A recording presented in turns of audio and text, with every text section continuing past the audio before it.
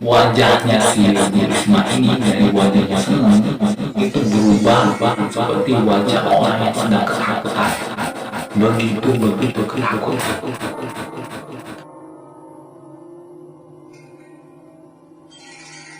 Oke, assalamualaikum warahmatullahi wabarakatuh. Ketemu lagi dengan saya Jasa Zulnika di konten Jangan Sendiri. Jadi seperti biasa, saya akan ngajakin kalian semua buat dengerin kisah horor yang diangkat dari kisah nyata. Nah, kali ini saya akan mengangkat kisah horor yang terjadi di daerah Sumatera Selatan, tepatnya di Kota Lubuk Linggau. Ya.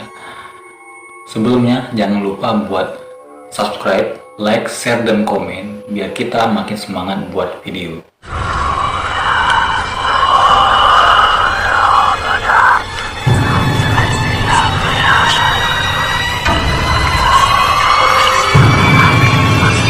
Nah, kejadian horor ini dialami oleh sepasang suami istri.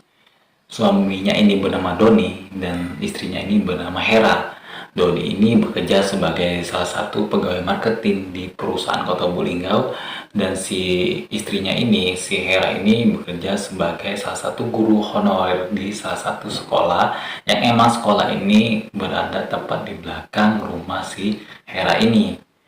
Mereka ini statusnya baru saja menikah, baru menginjak 2 tahun pernikahan ya. Mereka menikah pada tahun 2001 dan kejadian ini dialaminya pada tahun 2003 ya. Si Hera ini pada tahun 2003 itu sedang mengandung janin ya, yang sudah menginjak usia kandungan 9 bulan ya. Dan pada saat itu juga di rumah Hera diajaklah orang tua dari si Hera ini, Ibu Risma ini, untuk ikut menginap di rumah Hera atau rumah si Doni ini, supaya biar ada yang menjaga si Hera ketika si Hera nantinya ingin mau melahirkan. Takutnya nanti si Doni ini sedang bekerja di luar, sedangkan istrinya itu tinggal di rumah sendirian, kan nggak mungkin. Jadi menginisiatifkan, mengajak si Ibu Risma itu untuk tinggal bersama mereka selama si Hera ini tengah mengandung bayi pertama atau janin pertama mereka, seperti itu. Pada suatu ketika pada hari Jumat, tepatnya kalau nggak salah bulan Oktober, si Doni ini, suaminya si Hera ini, seperti biasa itu sedang bekerja di luar ya. Belum pulang ke rumah karena seperti biasanya si Doni itu baru pulang ke rumah mendekati maghrib atau mungkin selepas maghrib, atau lebih lagi itu bisa sampai malam ya.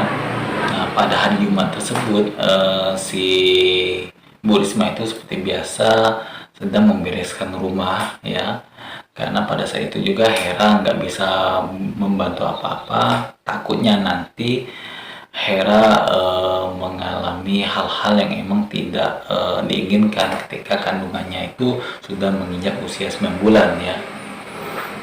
Nah, akhirnya pada pukul 4 sore si Hera ini menunjukkan gejala kontraksi yang mengindikasikan seperti ingin melahirkan, dan si Hera pun memanggil Ibu Risma, mengatakan bahwa perutnya itu mengalami kontraksi. Akhirnya Bu Risma itu mulai menghubungi salah satu kenalannya, yaitu anak dari temannya Bu Risma itu sendiri yang emang berprofesi sebagai bidan ya, yaitu namanya Bidan Ani, dan menghubungi Bidan Ani untuk datang ke rumah Hera. Dan sementara itu setelah menghubungi Bidan Ani, si Bu Risma ini mulai menghubungi si Doni untuk datang ke rumah sekarang karena istrimu mau melahirkan. Akhirnya Doni ini tibalah di rumah Hera pada pukul 4:30 dan ikut menyiapkan segala hal perlengkapan yang nantinya bakal digunakan si Bidan Ani ini tadi untuk melakukan proses persalinan. Beberapa menit kemudian, selang 7 menit atau 8 menit, si Bidan Ani pun tiba dengan mengetuk pintu rumah si Hera ini tadi. Assalamualaikum. Waalaikumsalam. jawab dari Bu Risma keluar bersama si Doni. Bu Risma pun mengajak si Bidan Ani ini untuk masuk langsung ke dalam kamar. Tetapi Bidan Ani ini menanyakan dulu kepada Bu Risma dan si Doni, "Bu, itu tetangganya itu nggak disuruh masuk aja, itu lagi hujan loh di luar, lagi basah itu," tanya si Bidan Ani ini tadi ya. Tony pun merespon pertanyaan itu. "Tetangga mana, Bu?" "Itu di luar." Tony pun keluar teras untuk ngeliat siapa sih tetangga yang sedang ada di depan rumah. Dan Doni pun mengecek itu nggak ada sama sekali orang yang sedang berdiri di depan rumah, dan pada saat itu memang hujan lagi gerimis. Dan pada saat itu memang keadaan di luar itu lagi sepi ya. Dan akhirnya si Doni ini bilang, "Nggak ada tuh, Bu. Setahu saya tetangga saya itu sudah saya suruh masuk ke dalam kamar, itu lagi ada di kamar semua tetangga saya." "Loh, jadi tadi itu siapa ya, Mas?" "Ya nggak tahu saya, Bu. Emang cirinya gimana sih, Bu?" "Cirinya itu pakai apa itu, kayak daster tapi warnanya putih. Saya nggak pernah lihat daster warna putih itu. Terus bawahnya itu kayak pakai seperti pakai kain ya, kain batik seperti itu," katanya, kata si Bidan Ani ini tadi. "Rambutnya gimana, Bu?" "Rambutnya panjang hampir sampai ke bawah perut ini tadi. Tapi saya nggak melihat persis mukanya karena pada saat saya tegur itu orang itu nggak ngejawab teguran saya seperti itu. Jadi dia hanya diam aja dengan posisi wajah itu menghadap ke arah kamar si Hera. Ya mungkin lagi ada masalah atau apa-apa seperti itu kan. Tapi saya nggak melihat jelas bentuk wajahnya seperti itu. Ya saya anggap itu kemungkinan tetangga dari Mas." "Oh, nggak ada tuh setahu saya." "Emang umurnya kayak berapa, umuran dari orang itu?" Ya saya nggak tahu jelas sih umurnya berapa, tapi kayak masih muda seperti itu. Dan si Doni pun berpikir, setahu saya tetangga di dekat rumah saya ini orangnya itu sudah tua semua, dan perempuan pun di sini yang masih gadis pun sudah kuliah di luar, nggak ada yang menetap tinggal di sini kayak gitu kan. Dan Doni pun merasa heran, tetapi segera membuang pikiran itu dan segera fokus ke proses kelahiran si Hera ini tadi. "Udah biarin," kata Bu Risma. Mungkin kemungkinan itu orang lain, itu lagi main aja ke depan rumah kita." Jadi di sini Bu Risma ini berpikir positif aja tentang apa yang ditanyakan oleh Bidan Ani ini tadi. Dan akhirnya Bidan Ani ini tadi masuk ke dalam kamar dan membantu proses persalinan itu, mengeluarkan perlengkapan, peralatan, dan juga dibantu oleh Doni dan Bu Risma. Proses persalinan ini memakan waktu hampir 1,5 jam seperti itu kan. Dan akhirnya baru lahir pada pukul 7 kurang. Si bayi yang emang ditunggu oleh Doni dan Hera ini baru lahir ke dunia. Dan akhirnya si Doni mulai menggendong anaknya dan mulai diazankan sambil membersihkan tubuh dari si bayi ini. Setelah dibersihkan, arinya pun dipotong seperti itu ya. Dan si bayi ini diletakkanlah di samping tubuh Hera, dan Hera pun memeluk hangat si bayi ini. Akhirnya ari-ari yang masih basah, masih berlumuran darah itu dimasukkan ke dalam baskom yang sudah memang disiapkan oleh Bu Risma. Dan Bu Risma memberikan kepada Doni untuk meletakkan baskom ini yang berisi ari-ari ini ke belakang rumah, atau tepatnya di dapur dari rumah mereka ini. Akhirnya Doni ini membawa baskom ini ke dapur, tetapi darah ari ini ya itu menetes dari sepanjang kamar ke belakang dapur. Jadi tetesan darah ini masih segar ini menetes karena ari-ari ini emang nggak nggak nggak muat di dalam baskom yang dibawa oleh si Doni ini tadi ya. Dan Doni pun meletakkannya di atas meja dan kembali lagi ke dalam kamar. Bu Risma itu menanyakan kepada Doni, "Don, kamu letakin ari-ari itu di mana tadi?" "Itu Bu, saya letakin dulu di atas meja makan." "Loh, kok di atas meja makan? Ntar ada kucing yang jilatinya." Ucapan dari Bu Risma itu tadi ya. Dan kemudian Bu Risma pun berinisiatif ingin memindahkan baskom itu ke dalam lemari aja. "Ya udah Don, kamu tunggu sini aja, biar ibu aja yang pindahin baskom ari-ari ini ke dalam lemari. Kamu sementara jagain istri kamu ya." "Iya," kata si Doni. Dan pada saat itu juga tetangga dari Doni itu pun pulang ke rumah karena sudah menunjukkan pukul 7 malam ya. Setelah tetangganya pulang ke rumah dan yang diantar oleh Bu Risma, dan Bu Risma ini langsung pergi menuju arah dapur. Dan menuju arah dapur itu emang kelihatan sih darah-darah dari kamar itu mengarah ke dapur ya. Tiba-tiba di perjalanan menuju dapur, sontak si Bu Risma ini berhenti, dan wajahnya si Bu Risma ini dari wajahnya seneng itu berubah seperti wajah orang yang sedang ketakutan. Begitu ketakutan.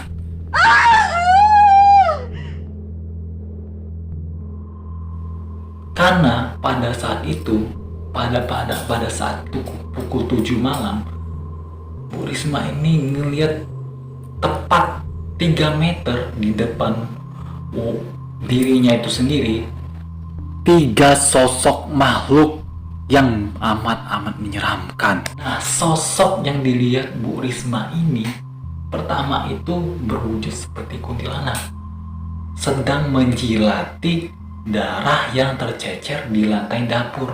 Jadi darah ini adalah darah yang bekas ari-ari yang dibawa oleh si Doni itu tadi. Wajah kuntilanak yang sedang merangkak ini, sedang menjilati darah ari-ari ini tadi, itu pucat banget, tapi mulutnya itu membelanga atau seperti kayak mangkok tuh, dengan lidah yang menjulur membilas atau seperti membilas lantai. Rambutnya itu panjang mengenai lantai dapur dari Hera itu tadi. Serem, Cok.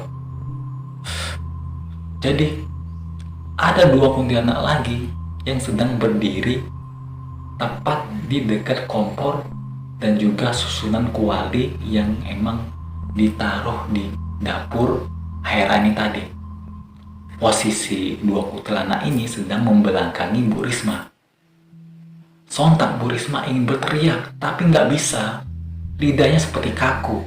Akhirnya apa? Bu Risma ini mulai melapaskan istighfar. Astagfirullahaladzim, astagfirullahaladzim. Tetapi pada saat itu juga 2 kuntilanak yang berada di sudut dekat kompor itu, kepalanya menggeleng-geleng nih. Menggeleng-geleng yang semulanya membelakangi si Bu Risma itu mulai bergeser menghadap Bu Risma tuh. Geleng-geleng ada Bu Risma. Dan wajahnya sama seperti yang menjilat lantai dapur itu. Terus si Bu Risma ini beristighfar, dan akhirnya Bu Risma itu bisa melangkah untuk kembali lagi ke kamar persalinan si Hera ini. Akhirnya mulai melangkah pelan-pelan, tetapi selama melangkah Bu Risma ini menuju kamar, terlihat seperti di arah pelupuk matanya ini ya, di arah pelupuk matanya ini ya, kelihatan tuh kuntilanak itu masih berdiri di dapur ya, dan satu lagi sedang menjilati. Itu mereka ya terbang ke belakang dapur dan mengarah ke sekolah tempat mengajar si Hera itu tadi. Ketika Bu Risma ini mulai melangkahkan kaki ke dalam kamar ya, suara lengkingan ini seiring terbangnya si kuntilanak ini ke arah sekolah. Itu terjadi pada pukul setengah 8, sudah masuki jam setengah 8 loh. Dengan rasa ketakutan, Bu Risma pun berjalan ke arah kamar, tetapi suaranya itu seperti berputar-putar. Suara kuntilanak ini seperti berputar-putar sepanjang perjalanan si Bu Risma ini masuk ke dalam kamar. Akhirnya lama kelamaan langkah Bu Risma itu makin terarah dan mulai lancar. Yang semulanya itu nggak lancar, nggak bisa berjalan pun pada saat emang melihat sosok ini. Dan wujud kuntilanak itu sudah tidak ada lagi di dalam dapur, tapi suaranya tuh masih muter-muter seperti muter-muter di atap rumah. Dan akhirnya Bu Risma masuk ke dalam kamar dan menutup pintu kamar itu dengan rasa ketakutan. Dan Doni, Hera, dan Bidan Ani pun kerasa heran apa yang terjadi dialami oleh Bu Risma ini. Bu, kenapa Bu? Itu kok dikunci? Kata si Doni. Enggak apa-apa gitu. Nanti aja lah gitu kan, nanti saya ceritain, kata si Bu Risma, biar nggak membuat panik di dalam kamar seperti itu kan. Akhirnya si Doni ini dipanggil lah si Bu Risma. Don, sini dulu Don, Ibu mau ngomong, kayak gitu kan. Yuk kita ke ruang tamu bentar yuk. Jadi si Doni ini dipanggil Bu Risma untuk diajak ngobrol ke ruang tamu guna membahas apa sosok yang dilihat oleh Bu Risma itu tadi, tetapi nggak memberitahu dengan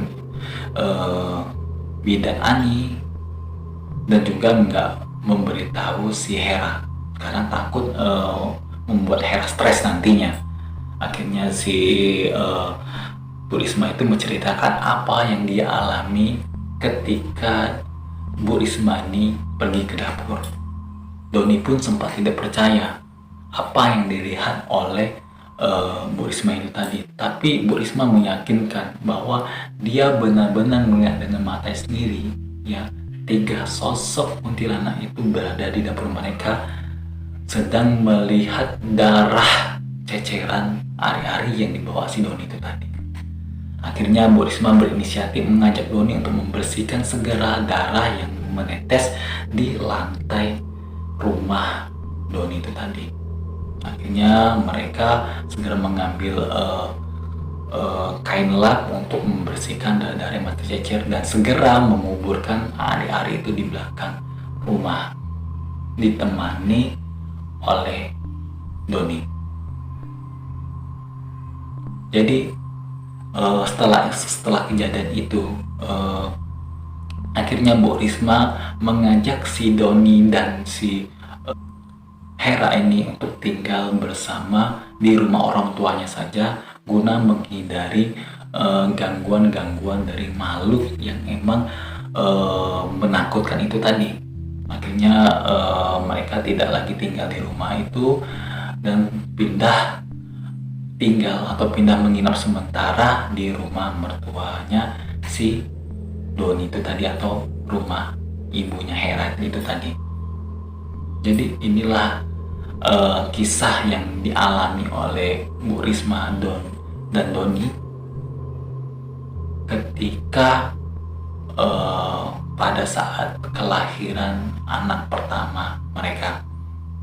Dan itulah cerita yang saya angkat dari kisah nyata yang diceritakan oleh orang tersebut. Dan untuk lokasinya tidak bisa saya sebutkan, tetapi kita harus mengambil hikmah dari cerita ini. Ketika kita punya istri yang tengah hamil, tolong untuk terus dijaga, ya, untuk menghindari hal-hal yang emang tidak diinginkan. Atau jangan sampai istri kalian itu sendirian, harus ada yang menemani, atau ibunya kek, atau mertuanya kek, atau sepupunya kek, atau sahabatnya kek, biar hal ini tidak terjadi ke keluarga kita, ya. Cukup sekian cerita horor hari ini. Nantikan cerita horor selanjutnya di konten Jangan Sendiri.